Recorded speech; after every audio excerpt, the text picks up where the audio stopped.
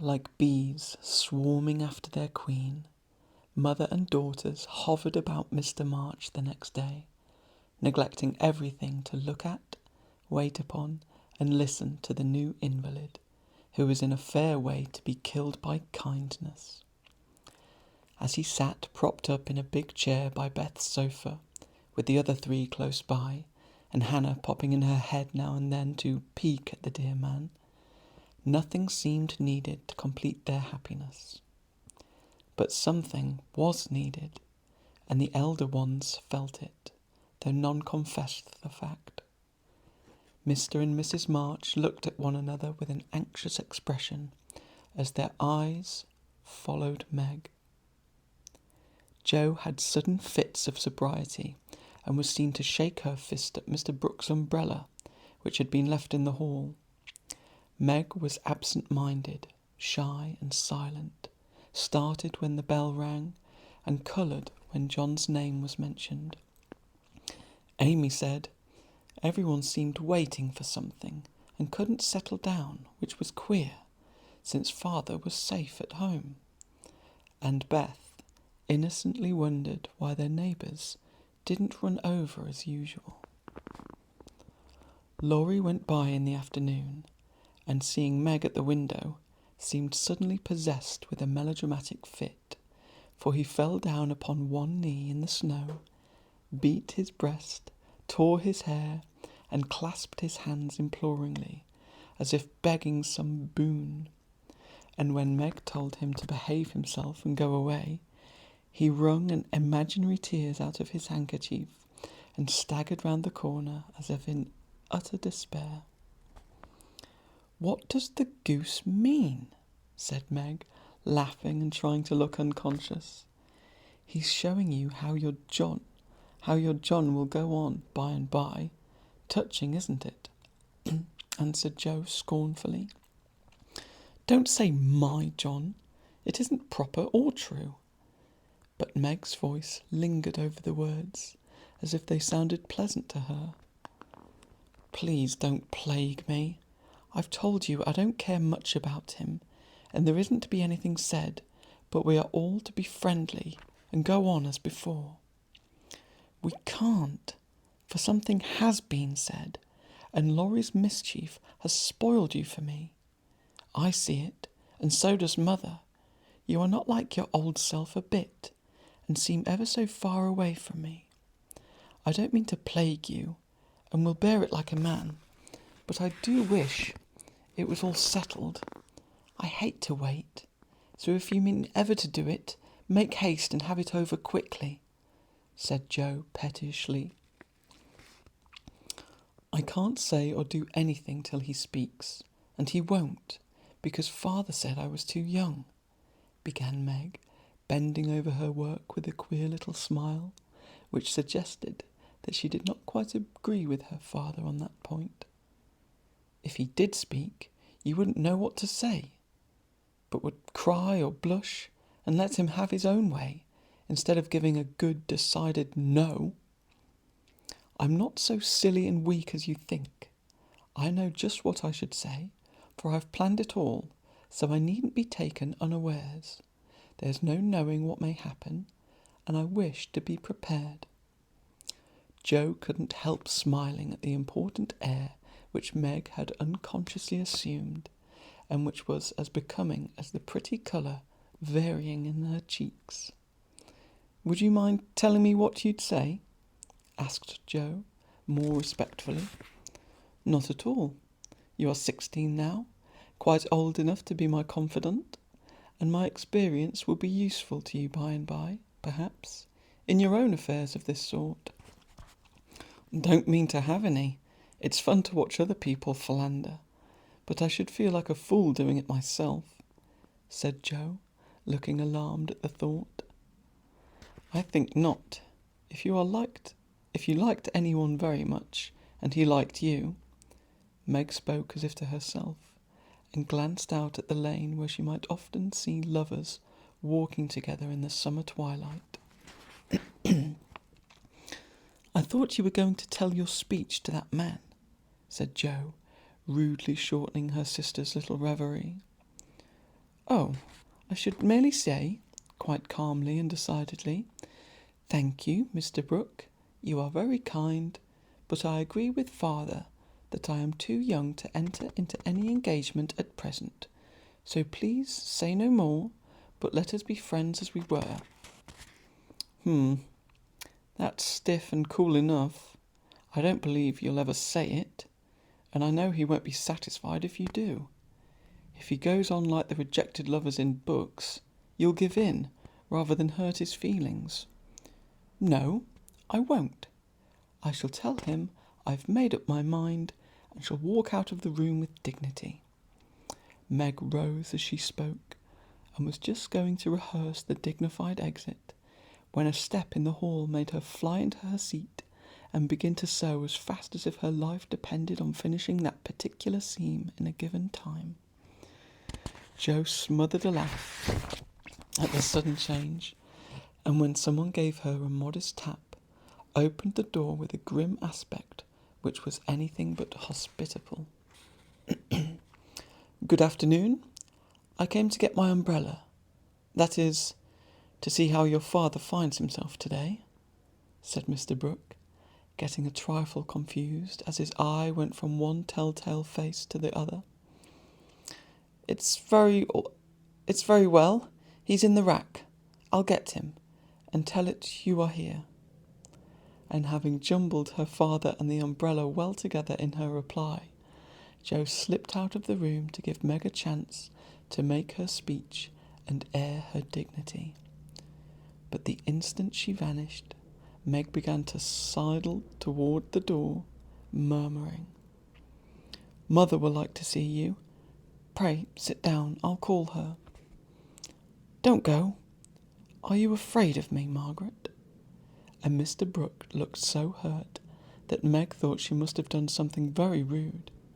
She blushed up to the little curls on her forehead, for he had never called her Margaret before, and she was surprised to find how natural and sweet it seemed to hear him say it.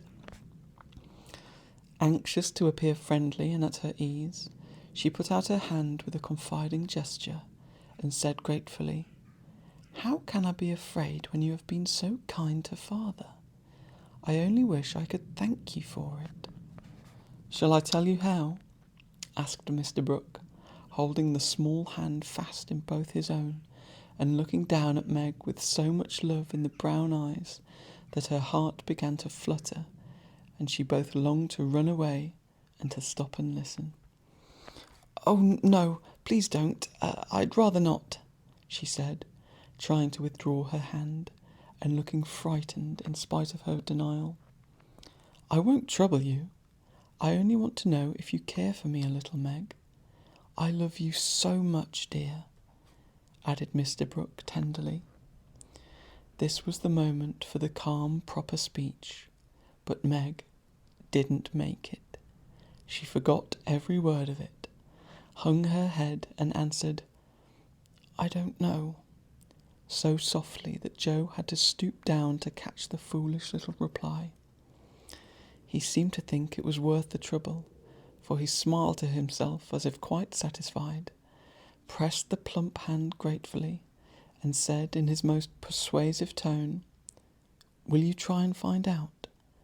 I want to know so much, for I can't go to work with any heart until I learn whether I am to have my reward in the end or not. I'm too young, faltered Meg, wondering why she was so fluttered, yet rather enjoying it. I'll wait, and in the meantime, you could be learning to like me. Would it be a very hard lesson, dear? Not if I choose to learn it, but please choose to learn, Meg. I love to teach, and this is easier than German, broke in John, getting possession of the other hand, so that she had no way of hiding her face as he bent to look into it. His tone was properly beseeching, but stealing a shy look at him, Meg saw that his eyes were merry as well as tender, and that he wore the satisfied smile of one who had no doubt of his success. This nettled her. Annie Moffat's foolish lessons in coquetry came into her mind, and the love of power, which sleeps in the bosoms of the best of little women, woke up all of a sudden and took possession of her. She felt excited and strange, and not knowing what else to do, followed a capricious impulse, and, withdrawing her hands, said petulantly, "I don't choose. Please go away and let me be." Poor Mr. Brooke looked as if his lovely castle in the air was tumbling about his ears, for he had never seen Meg in such a mood before, and it rather bewildered him. "Do you really mean that?" he asked anxiously, following her as she walked away. "Yes, I do. I don't want to be worried about such things. Father says I needn't. It's too soon, and I'd rather not." "Mayn't I hope you'll change your mind by and by? I'll wait and say nothing till you have had more time. Don't play with me, Meg. I didn't think that of you."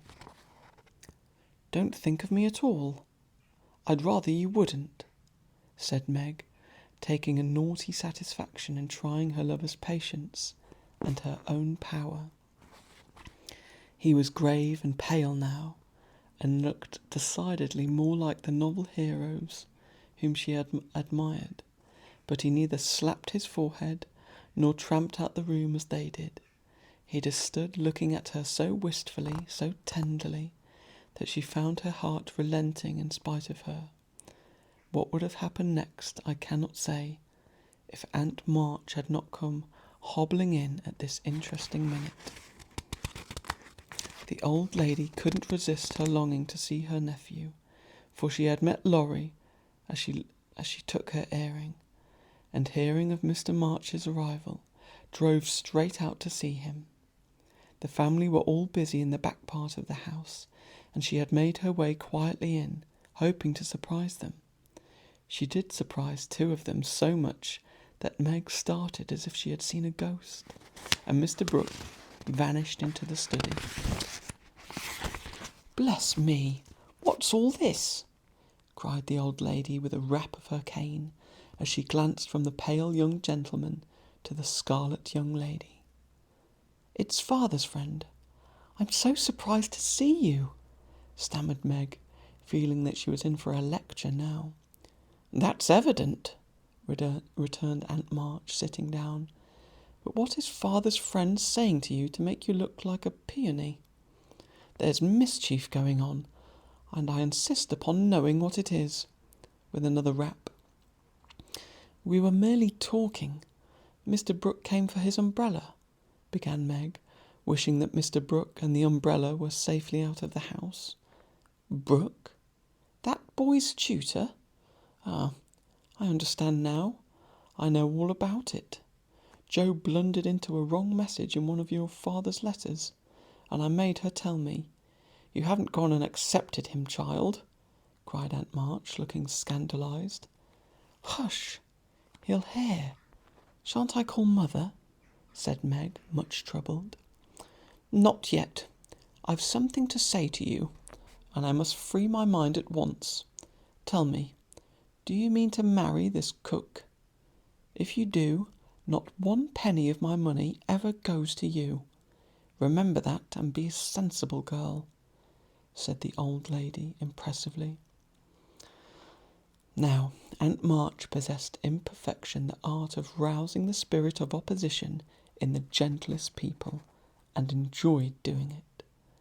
The best of us have a spice of perversity in us, especially when we are young and in love.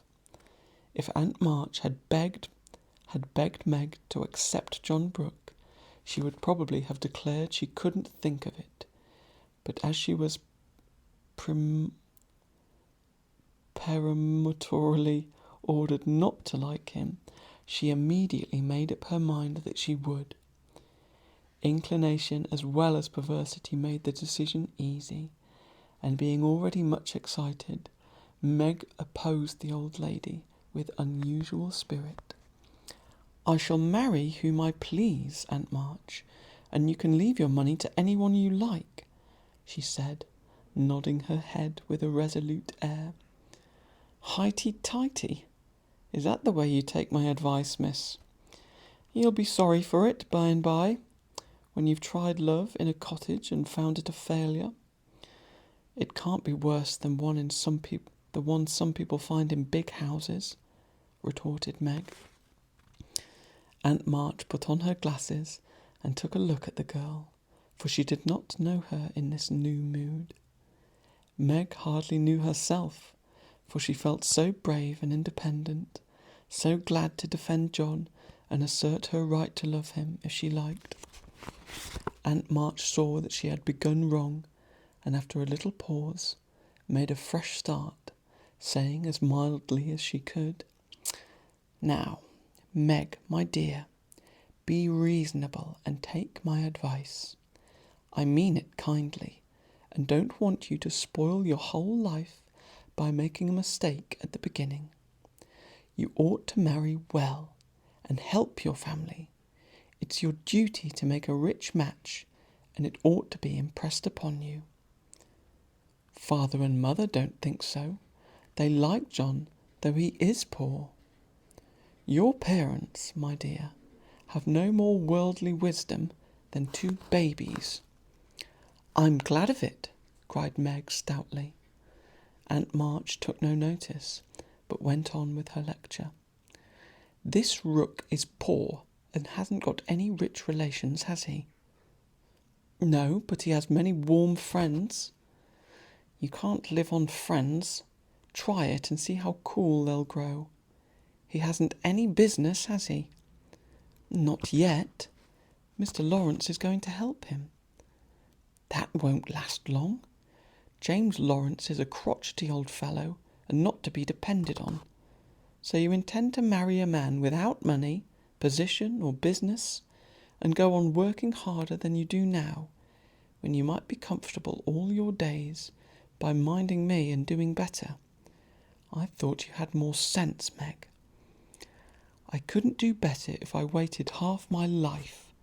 John is good and wise. He's got heaps of talent. He's willing to work and sure to get on. He's so energetic and brave. Everyone likes and respects him, and I'm proud to think he cares for me, though I'm so poor and young and silly," said Meg, looking prettier than ever in her earnestness. "He knows you have got rich relations, child. That's the secret of his liking, I suspect." "Aunt March, how dare you say such a thing? John is above such meanness, and I won't listen to you a minute if you talk so," cried Meg indignantly, forgetting everything but the injustice of the old lady's suspicions. "My John wouldn't marry for money any more than I would. We are willing to work, and we mean to wait.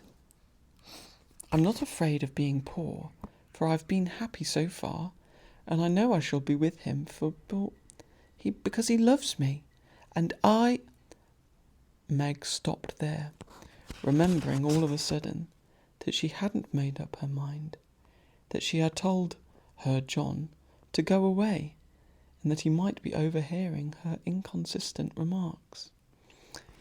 Aunt March was very angry, for she had set her heart on having her pretty niece make a fine match, and something in the girl's happy young face made the lonely old woman feel both sad and sour. "Well, I wash my hands of the whole affair. You are a wilful child, and you've lost more than you know by this piece of folly. No, I won't stop. I'm disappointed in you, and haven't spirit to see your father now. Don't expect anything from me when you are married. Your Mr. Brooks' friend must take care of you. I'm done with you forever." And slamming the door in Meg's face, Aunt March drove off in high dudgeon. She seemed to take all the girl's courage with her, for when left alone, Meg stood a moment, undecided whether to laugh or cry. Before she could make up her mind, she was taken possession of by Mr. Brooke, who said all in one breath, "I couldn't help hearing, Meg. Thank you for defending me, and Aunt March for proving that you do care for me a little bit. I didn't know how much till she abused you, began Meg, and I needn't go away, but I may stay and be happy, may I?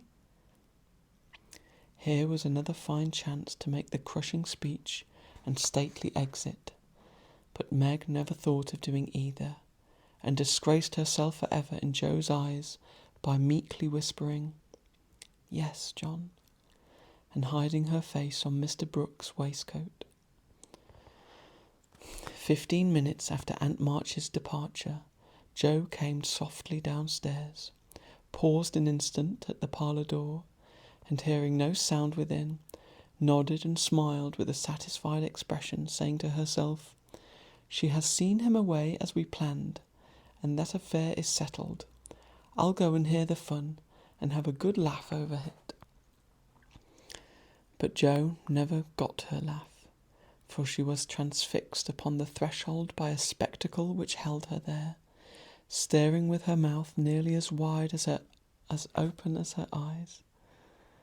Going in to exult over a fallen enemy and to praise a strong-minded sister for the banishment of an objectionable lover, it certainly was a shock to behold the aforementioned enemy serenely sitting on the sofa, with the strong-minded sister enthroned upon his knee, and wearing an expression of the most abject submission. Joe gave a sort of gasp, as if a cold shower bath had suddenly fallen upon her, for such an unexpected turning of the tables actually took her breath away. At the odd sound, the lovers turned and saw her. Meg jumped up, looking both proud and shy, but "that man," as Joe called him, actually laughed and said coolly, as she kissed the astonished newcomer, "Sister Joe, congratulate us." That was adding insult to injury. It was altogether too much, and making some wild demonstration with her hands, Joe vanished without a word. Rushing upstairs, she startled the invalids by exclaiming tragically as she burst into the room, "Oh, do somebody go down quick! John Brooke is acting dreadfully, and Meg likes it." Mr. and Mrs. March left the room with speed, and casting herself upon the bed, Joe cried and scolded tempestuously as she told the awful news to Beth and Amy. The little girls, however, considered it a most agreeable and interesting event, and Joe got little comfort from them, so she went up to her refuge in the garret and confided her troubles to the rats. Nobody ever knew what went on in the parlour that afternoon, but a great deal of talking was done, and quiet Mr. Brooke astonished his friends by the eloquence and spirit with which he pleaded his suit, told his plans, and persuaded them to arrange everything just as he wanted it. The tea bell rang before he had finished describing the paradise which meant to earn for Meg, and he proudly took her in to supper, both looking so happy that Joe hadn't the heart to be jealous or dismal. Amy was very much impressed by John's devotion and Meg's dignity. Beth beamed at them from distance, while Mr. and Mrs. March surveyed the young couple with such tender satisfaction that it was perfectly evident Aunt March was right in calling them unworldly as a pair of babies. No one ate much, but everyone looked very happy, and the old room seemed to brighten up amazingly when the first romance of the family began there. "You can't say nothing pleasant ever happens now, can you, Meg?" said Amy, trying to decide how she would group the lovers in the sketch she was planning to make. "No, I'm sure I can't. How much has happened since I said that? It seems a year ago," answered Meg, who was in a blissful dream lifted far above such common things as bread and butter. "The joys come close upon the sorrows this time, and I rather think the change has begun," said Mrs. March. "In most families there comes, now and then, a year full of events. This has been such a one, but it ends well after all." "Hope the next will end better," muttered Joe, who found it very hard to see Meg absorbed in a stranger before her face, for Joe loved a few persons very dearly, and dreaded to have their affection lost or lessened in any way. "I hope the third year from this will end better. I mean it shall, if I live to work out my plans," said Mr. Brooke, smiling at Meg, as if everything had become possible to him now. "Doesn't it seem very long to wait?" asked Amy, who was in a hurry for the wedding. "I've got so much to learn before I shall be ready. It seems a short time to me," answered Meg, with a sweet gravity in her face, never seen there before. "You have only to wait. I am to do the work," said John, beginning his labours by picking up Meg's napkin with an expression which caused Joe to shake her head, and then to say to herself with an air of relief as the front door banged, "Here comes Laurie. Now we shall have a little sensible conversation." But Joe was mistaken, for Laurie came prancing in, overflowing with spirits, bearing a great bridal-looking bouquet from Mrs. John Brooke, and evidently labouring under the delusion that the whole affair had been brought about by his excellent management. "I knew Brooke would have it all his own way. He always does, for when he makes up his mind to accomplish anything, it's done though the sky falls," said Laurie, when he had presented his offering and his congratulations. "Much obliged for that recommendation. I take it as a good omen for the future, and invite you to my wedding on the spot," answered Mr. Brooke, who felt at peace with all mankind, even his mischievous pupil. "I'll come if I'm at the ends of the earth, for the sight of Joe's face alone on that occasion would be worth a long journey. You don't look festive, ma'am. What's the matter?" asked Laurie, following her into a corner of the parlour, whither all had adjourned to greet Mr. Lawrence. "I don't approve of the match, but I've made up my mind to bear it, and shall not say a word against it," said Joe solemnly. "You can't know how hard it is for me to give up Meg," she continued with a little quiver in her voice. "You don't give her up. You only go halves," said Laurie consolingly. "It can never be the same again. I've lost my dearest friend," sighed Joe. "You've got me, anyhow. I'm not good for much, I know, but I'll stand by you, Joe, all the days of my life. Upon my word I will." And Laurie meant what he said. "I know you will, and I'm ever so much obliged. You were always a great comfort to me, Teddy," returned Joe, gratefully shaking hands. "Well now, don't be dismal, there's a good fellow. It's all right, you see. Meg is happy. Brooke will fly round and get settled immediately. Grandpa will attend to him, and it will be very jolly to see Meg in her own little house.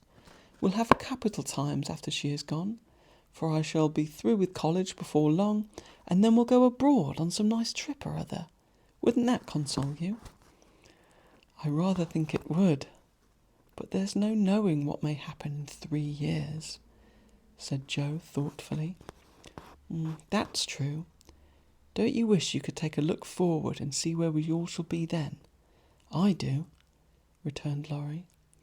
"I think not, for I might see something sad, and everyone looks so happy now. I don't believe they could be much improved." And Joe's eyes went slowly around the room, brightening as they looked, for the prospect was a pleasant one. Father and mother sat together, quietly reliving the first chapter of the romance, which for them began some 20 years ago. Amy was drawing the lovers, who sat apart in a beautiful world of their own, the light of which touched their faces with a grace the little artist could not copy. Beth lay on the sofa, talking cheerfully with her old friend, who held her little hand as if he felt that it possessed the power to lead him along the peaceful way she walked. Jo lounged in her favourite low seat, with the grave, quiet look which best became her, and Laurie, leaning on the back of her chair, his chin on a level with her curly head, smiled with his friendliest aspect and nodded at her in the long glass which reflected them both. So grouped, the curtain falls upon Meg, Jo, Beth and Amy. Whether it ever rises again depends on the reception given to the first act of the domestic drama called Little Women.